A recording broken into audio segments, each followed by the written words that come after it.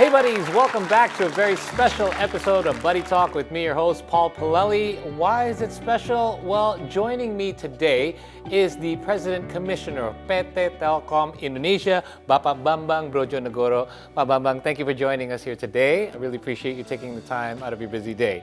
My pleasure. Now, you are a busy person because you are a commissioner of 6 different companies. Can you tell me a little bit about how it is that you manage your time throughout the day? Well, first of all, after being part of the cabinet in April 2021, I decided to focus on the role of advisory and commissioners. Okay.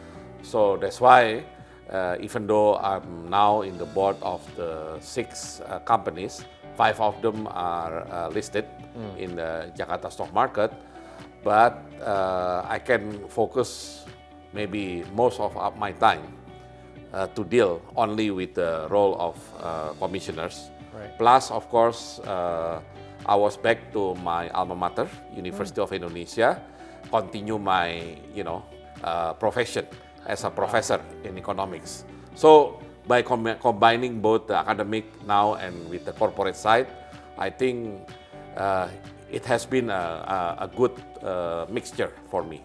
Good balance. Good balance, yes. That's important.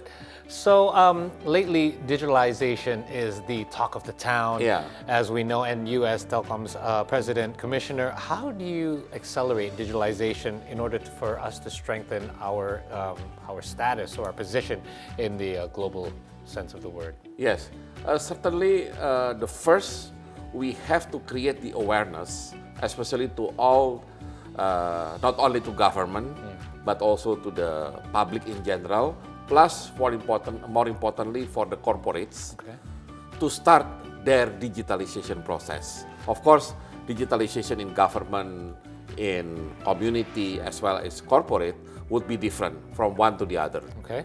So the role of Telkom in this case is to speed up and to give kind of public education to keep the awareness that digital transformation will not only happen in a day or a night. It will be a continuous process. Okay. So that's why from time to time, there has to be evaluation from each party to evaluate whether their digital transformation has been achieving their goal. Okay. So I think this will help Indonesia in general to be competitive in the global market, because we cannot avoid the fact that everybody now that, let's say, being the richest person in the world or the biggest companies in the world are all digitally related. Absolutely. So you cannot stay away from digital business. You have to be in there. But more importantly, you cannot just be a participant, but I think you have to try very hard to be part of the leaders in the digitalization process. Agree. And the development of digital economy has benefited so many throughout this country, including Telkom. So how did Telkom benefit from the development of our digital economy, and what's the plan for us to stay on the top, at least in the Southeast Asian region at first? Yeah. As a market leader in both mobile network and broadband internet, I thought Telkom has the advantage. At least we know that the penetration rate of cell phone in Indonesia is more than 100%. Wow. And Telkom is the market leader, meaning that you already have, in Telkom they call it eyeball. They have the mass market, in Indonesia. So the next step is to make sure that the digital connectivity that we had through mobile, through broadband internet, had to be accompanied by excellent digital platform and digital services from the Telkom Group. Okay. So that's the reason why Telkom has to transform itself from traditional telco company into digital telco. And part of this transformation has to do with the change of mindset, number one, and the change of the services.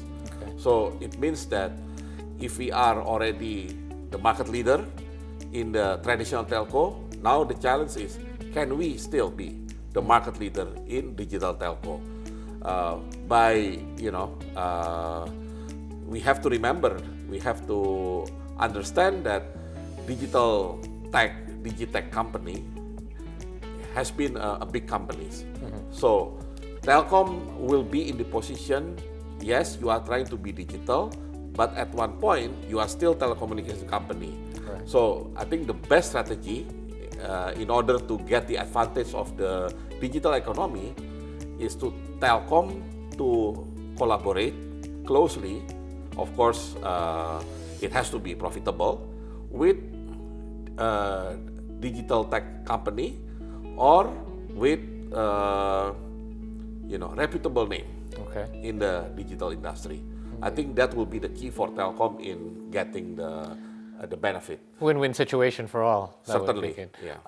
Also, as a Telkom subsidiary at the media sector, do you have any input for us here at See Today? Yes, I think now the media, especially the television, has been drastically changed. Indeed. With the existence of OTT. So of course, See Today could be still part of, so we call it the traditional TV channels, but at some point, I think See Today needs to transform itself to become like a favorite OTT. Meaning that you have to create not only, of course, good quality of delivery, but more importantly, I think content. I believe when we look at the so-called social media today, the one that has the highest click or the highest follower is because of the content. True. So to win in the OTT competition, then certainly content is number one. So my suggestion, my recommendation to See Today is always updating the content and trying to find the content that will be the interest of majority of our viewers. Yeah. You know what they say, right? Content is king. Yes. Okay.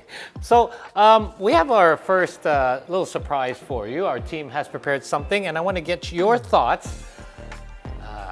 Here we go. Well, it is close to it's close to mealtime here. Yeah. So this is your traditional plate of Indonesian nasi goreng. Yes. We heard our little story about a time when you were once hospitalized and you had a craving for nasi goreng, and in fact it was your mom who brought that to you. Can you tell us the story behind that? Yeah, I think it was back when I was around 22 or 23 years old. Okay. I believe at that time it was because at that time I got hit twice. The second one is related to the hepatitis A. Or we call it yellow fever. Right. Okay. Something like that. Serious. Right. Yeah. But the first one, I think, more serious because it could affect my brain if not treated earlier. Thankfully, I recover from that kind of disease. I think in total, I have to stay in hospital almost 2 months. So during the second of 1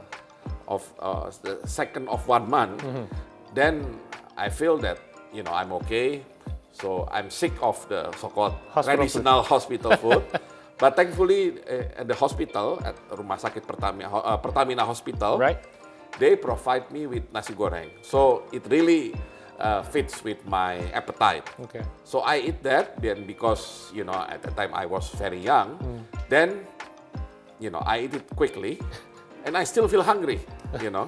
So at that time, my mother was also medical doctor at Pertamina Hospital. Right. So with her power, she can make a call to the kitchen of the hospital, of the Pertamina Hospital.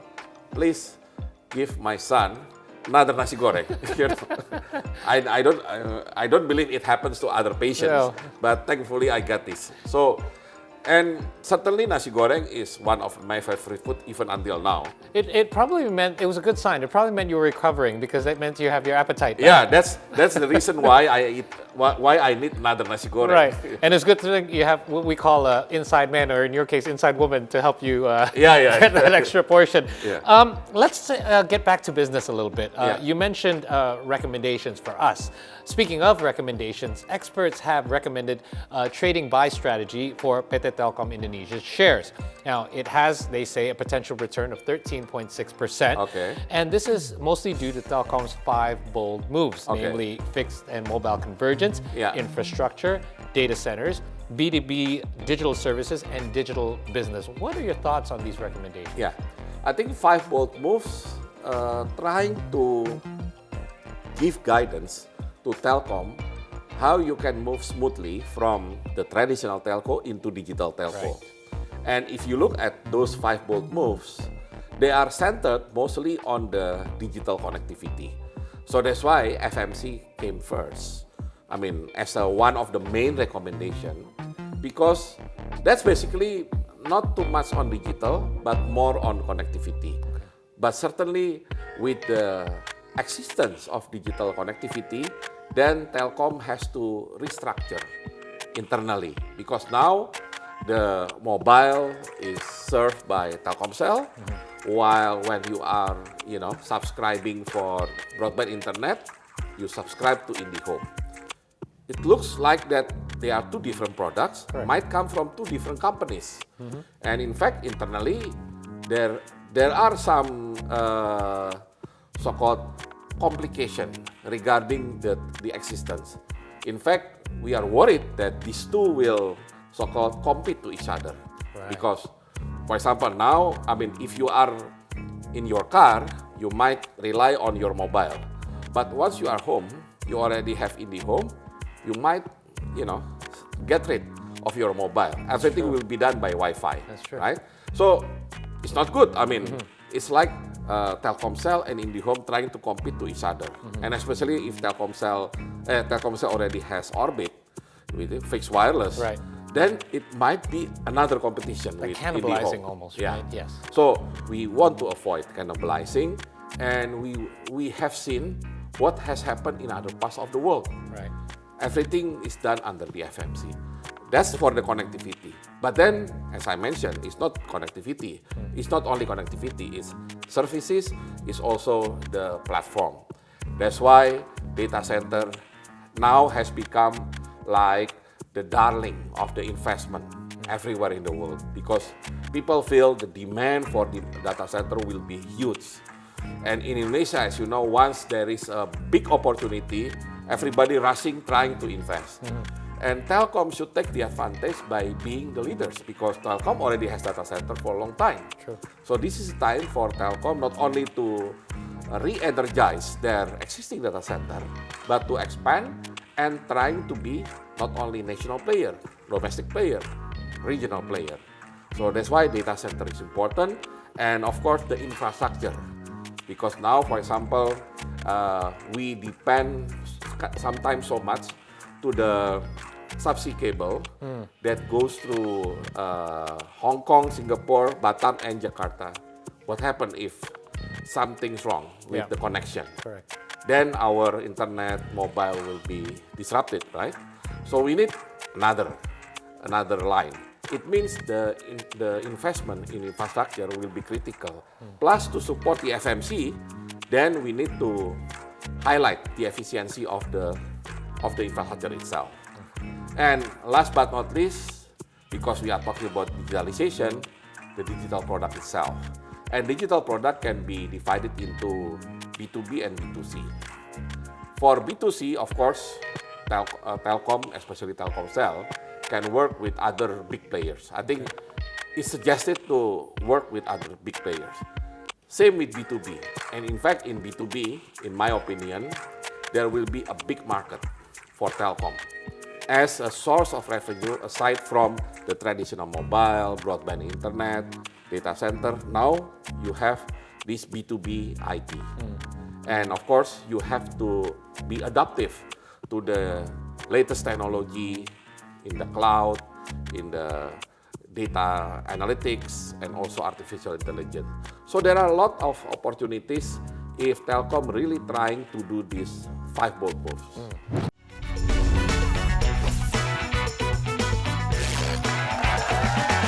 Welcome back. You're still with us here on Buddy Talk, and we're still with Bapak Bambang Brodjonegoro. We've been discussing a lot of things about the future and looking ahead.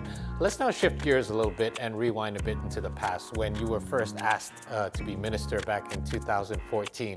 Yeah. What was that like for you? Because growing up as a son of a former minister, we've also heard that this has always been a lifelong dream of yours. And to finally be able to achieve that dream, it would be almost a decade ago now. How did that feel for you? Yeah, I think if you are talking about my dream to become a minister, actually it's not simply because I'm the son of a former minister, but more because my undergrad was spent at Faculty of Economics, University of Indonesia. As you might know that our faculty, fortunately, being one of the so-called biggest suppliers of ministers in the cabinet, especially since Suharto era. So by being in that environment, then I felt that I have also to be in that stream, you know. But of course, it's not automatic, the competitive is very high, but at least the aspiration is there. So that's the reason why in 2011, when at that time, Finance Minister Agus Martowardoyo asked me to join Finance Ministry as a Chief of Fiscal Policy Office, I accepted the position because after my career in the academic, last as a Dean of the faculty, I felt this is maybe my entrance into the bureaucratic world. Right. You know? So that's why I learned bureaucracy during this fiscal policy. And 2013, I was appointed by former President Susilo Bambang Yudhoyono as Vice Minister of Finance. Until 2014, when there was a new president, Pak Jokowi, and if you ask me whether I was surprised or not, of course I was surprised when he picked me as a minister because, of course, we never know each other before, and maybe he got my name or he got my profile from somebody else. From my perspective, usually president prefers professional, non-political alliance. So I think that will work toward my advantage. Right. But I know competition is very high. That's why, although I was not too surprised to be part of the so-called shortlist or long list of the candidate for finance minister, but I was surprised that President finally picked me as the finance minister. And put you in a special group, which is a very select group Yeah, as yeah. well. But you've held several positions along with being Minister of Finance, also Research and Technology. Of all of these different positions, which one did you find the most challenging? Well, I think each minister has its own challenge. During my finance ministry days, I think the biggest challenge at that time is when we're trying to promote the very first tax amnesty in Indonesia. Right. The tax amnesty has been done everywhere in the world. It has been some success, it has been a failure. Of course, we would like to replicate the successful one. So that's why President asked me to prepare for the law and trying to prepare the infrastructure to do the tax amnesty. So from political perspective, of course, it's quite controversial, So that's why during the tax amnesty law discussion in Parliament, I believe it was maybe one of my most difficult time in my life, because there are so many things. I have to be very active. I have to respond to the media. I have to respond to the political party. I have to respond to many other people. Another one, I think you might be very familiar, when President has the idea to move the capital. So at that time, President assigned me to find the best location for the new capital and trying to provide the grand design of this new capital. So thankfully, I can complete the job before the end of my tenure as a Minister of National Development Planning. Okay, well, it's time for us to take another little break. I'm going to put this away because to make room for the next little surprise that we have for you. So we hear that you're a bit of a foodie. So these are some, we call it jajanan pasar or local market snacks, but I would like to test you. Are you aware of what each one of these are called?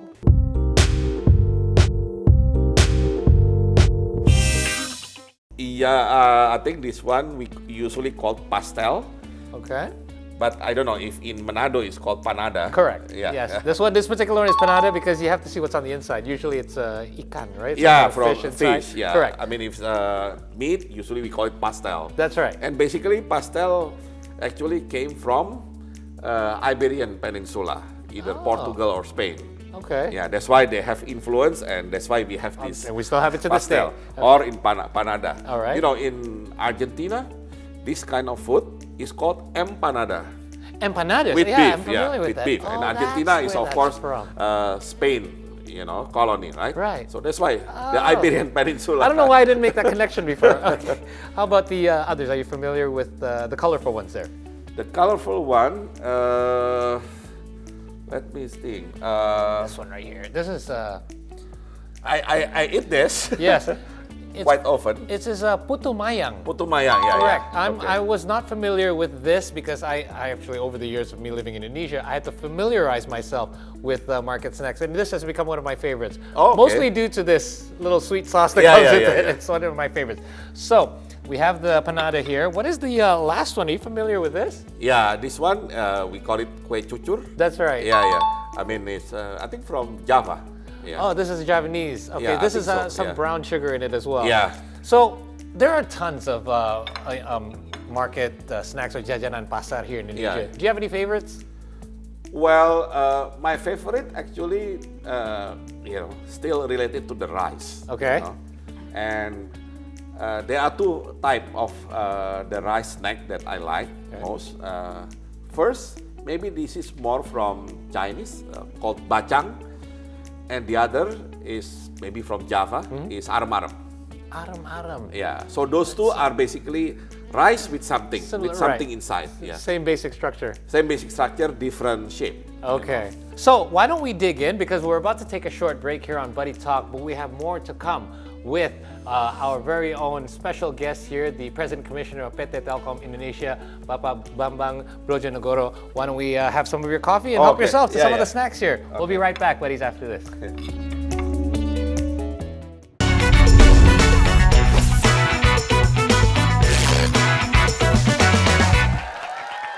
Welcome back. You're still with us here on Buddy Talk, and we're still with Bapak Bambang Brodjonegoro.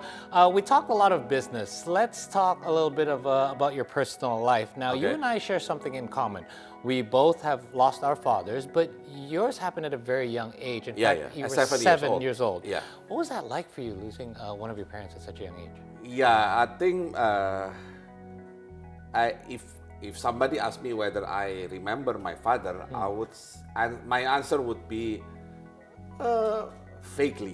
I mean, Right. I had some memory. I think I can imagine his face, but of course, I didn't really remember like the interaction. Okay. How did I at that time I interact with him?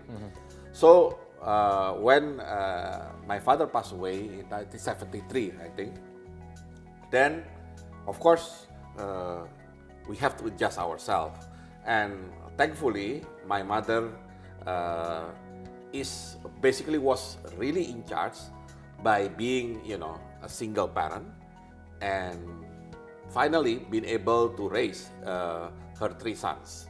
So especially myself, because I was only 7 years old at that time, but at least what my mother did is always to keep motivating us, the children, trying to be like our fathers. That's why when you ask me whether I was inspired to be a minister, Right. I think all of us, 3 of us, had that kind of aspiration, because my mother trying to, motivate us with, look, your father at this age already professor, at this age already rector of University of Indonesia, already minister, things like that.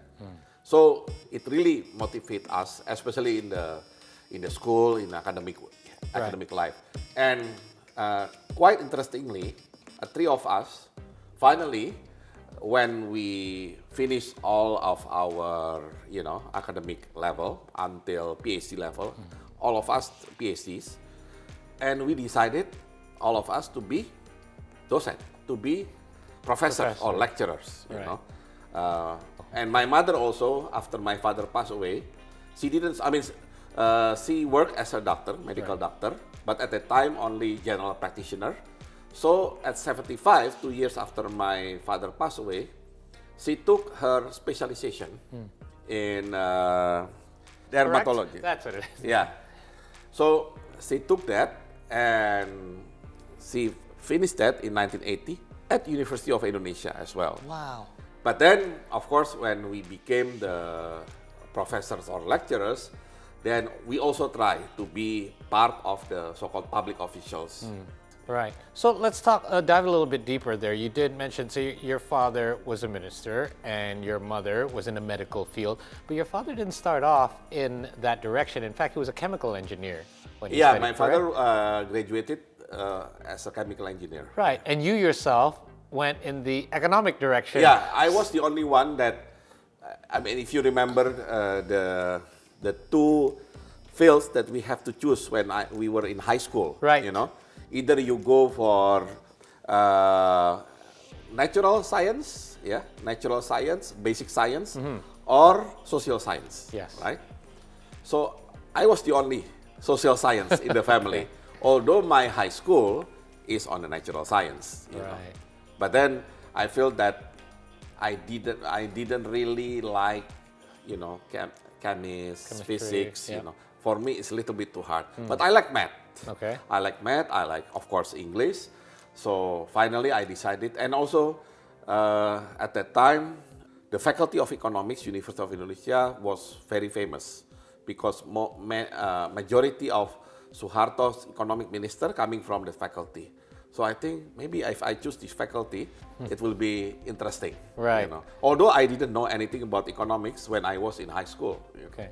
So you mentioned a few subjects there, but you missed one. History. We hear that you're a big history buff. In fact, all the way back in school, you already loved history when, I have to admit, a lot of my friends and myself found history, we've got to go to history class. But you actually found it interesting. Why was that? Well, actually, it's not really only history, but I would say at that time, history, geography, and what we call general knowledge. Okay. But then maybe I was blessed with strong memory.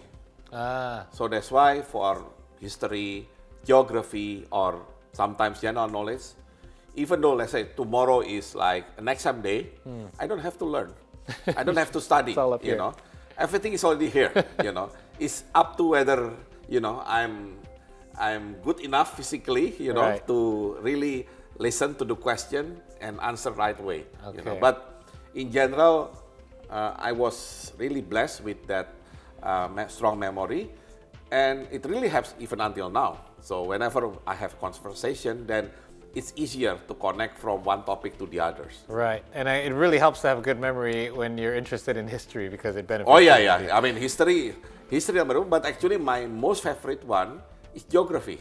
Okay, it's which geography. Also involves memory, by the way. Yeah, of course, it's full of memory, but on the elementary school. Right. When I realized when I learned geography, I think at middle school and also at high school, then I realized this is totally different, different field, and I don't really enjoy it anymore. Okay, school's more fun when you're younger anyway. Yeah. So speaking of history, we'd like to show you a few clips. I want you to guess if you recognize the scene, where it's from, and I want to get some of your thoughts on it.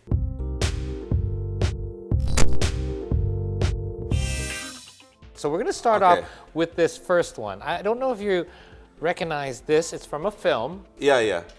Do you know the film? Yeah, I know the film. It's not Dunkirk, right? No, I always think it's Dunkirk. I always get the two mixed up. No, the other one. It's a year. Yeah, 1917. Correct, 1917. Yeah. So obviously you are familiar with this film because you're a history buff. Do you always make it a point to, like, if there's a film, something about history, that you tend to watch it or draw yourself to? It's not just about history. If I have to watch the movie, especially when I'm flying for a long flight, right. Of course we have to, kill our time, so-called, with the movies. I will select first the movie that has label true story. Okay. Of course, history is part of true story, right? Yes. But true story in general, it doesn't have to be history of the World War I or World War II. But political history, also sometimes like even criminal history is always interesting for me. Yeah. Everything that has the label based on true story or even inspired by true event. True event. You know, we just found another thing in common. I'm the same way because I like to learn something. If I'm going to spend 2 hours watching something, I mean, watching Hollywood blow-up films are fine, but I'd rather choose something where I can learn something about something that happened. All right, I've got another one for you. And this one I'm sure you'll remember. Oh, pemberontakan G30S. Okay. So this, I wasn't living in Indonesia at the time, but what I've learned through my friends is that this was a film that used to be shown in school. It was a mandatory we have viewing. to watch it. Yeah. So you must have remembered viewing this. What were your thoughts at the time when you watched this as a mandatory view? Yeah, I think, of course, since I like the history, then actually this movie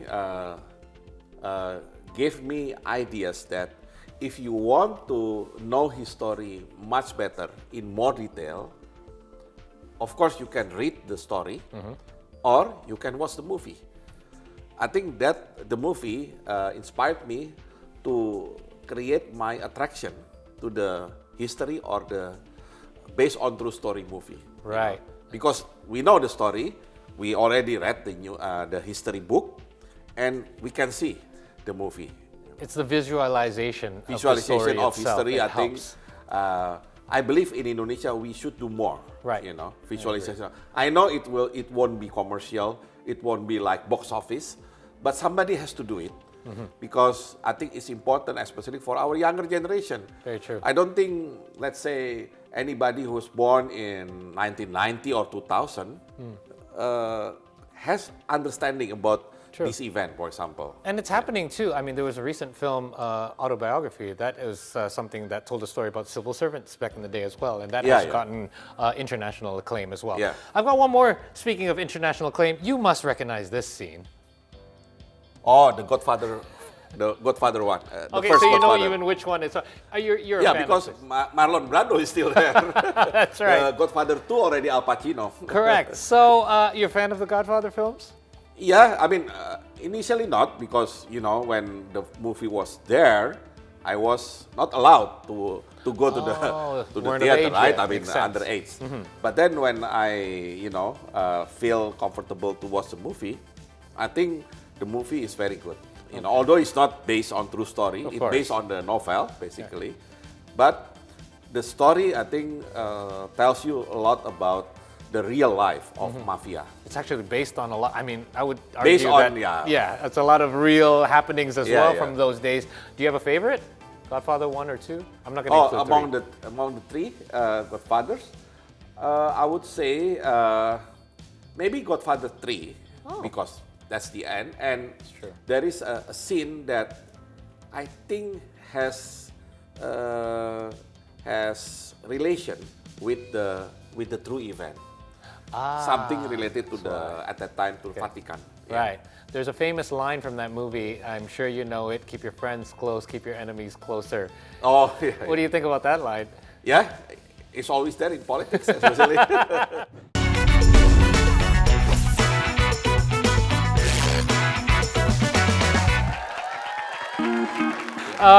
Speaking of, let's go back to our conversation. There's a building right behind us that I can't see right now, but it's right there. Yeah. It's a tax building. Oh, tax, Correct. Tax, so Digitax office. That's right. Earlier you mentioned about the tax amnesty and how you were a big part of that as well. How do you do your taxes? Do you do your own taxes? Just curious. Oh, you mean calculation? Yeah, or do you have a consultant? Well, I always have somebody to help me. I mean, when I was still at the UI, for example, there was a person in the finance administration to do that, to help me. But at least I do the checking, you know, to make sure that all the entry is correct and the calculation, because at least I understand how to calculate that. Okay. And then when I was at finance ministry, actually filling out the tax is very easy, because if you are a civil servant, your income only from one source, which is your salary, then basically you don't pay tax because the tax already paid by the state. Makes sense. Except when, let's say, at that time I became the vice minister and at that time commissioner of Pertamina, for example. Then there are two sources of income, and there is a little bit complication, but it's easier to be done. But of course, I have a lot of staff to help me with that. Yeah. And now, after being out of the cabinet, and you mentioned that I work in different companies, Correct. then I have multiple sources of income. Then the tax calculation becomes complicated. Gets tricky. But thankfully, I was former finance minister, and there were people in my local tax office, I mean near my house, that always help me with the calculation. At least they can do both. They can do the entry, and at the same time, they can do the checking as well, because they have their own data, and it can be compared with the data that provided by me. Okay. So it means that I can avoid any mistake from the very beginning. Okay, good. You need to introduce some of them to me then, because I'm horrible at doing my own taxes. All right, so we've got another next segment here, which is called What's on Your Mind. So what I'm going to do is I'm going to throw a word at you, and you're going to just spit out what's on your mind without thinking, without overthinking it. Yeah. Okay, so the first word is mother. Mother, inspiration for all of us. You did mention that she did not only advance her career while raising 3 of you at the same time, so that is definitely something to draw inspiration from. How about Illinois? I noticed you have a pen that says Illinois. Yeah, Illinois. My alma mater, and for me, although it's a boring state, because it's flat with full of cornfield, but still, it's very important for my life. Okay, you have the Chicago Bulls there. Oh yeah, my favorite at that time, Chicago Bulls. Okay. And during my study days, it was Michael Jordan. Did you used to go to the games? Did you get to catch any of I the watched games? some games, but unfortunately, I never watched Michael Jordan playing. So I can only watch Chicago Bulls when Michael Jordan was semi-retired. He took the 2 years retirement. Correct. Playing baseball. Yes. And that was the only time I can watch. Why? Because the house is not full. The building is not full. Right. That's why I can get the ticket. Because that's how much of an impact he had. And coincidentally, he did take that hiatus because he lost his dad at the time, right? Yeah. So, last one, privilege. Privilege. Well, good for us, but it has to be treated carefully. How so? Well, I think... Not to be abused, you mean? Yeah, not to be abused and not overusing it. Got it. Okay. Do you've achieved so much throughout your life. I mean, you're still relatively young as well. What other dreams do you have? I mean, you've set some high standards for yourself as you came along, but you've achieved a lot of those already. Are there still anything left on the bucket list that you want to achieve before your career? For my personal life? Of course. Well... Personal and career. Yeah. I think, of course, trying to keep, my family always happy. Amen. Yeah, I have a wife and a son. So, of course, my dream is to have my son to have a good education. Now he's at the undergraduate level, and hopefully he can continue up to master. I don't know about the PhD. I mean, it's his choice, And for career, I think in Indonesia, minister is already at the top. Exactly. But maybe if you ask me what will be still my aspiration, aspiration, I'm trying to evaluate myself whether I'm fit with the corporate world. Okay. I've been in academic world Right. at university for almost 12 years. And then I've been in bureaucracy, government for another 10 years. So now it's time for the corporate world. Okay.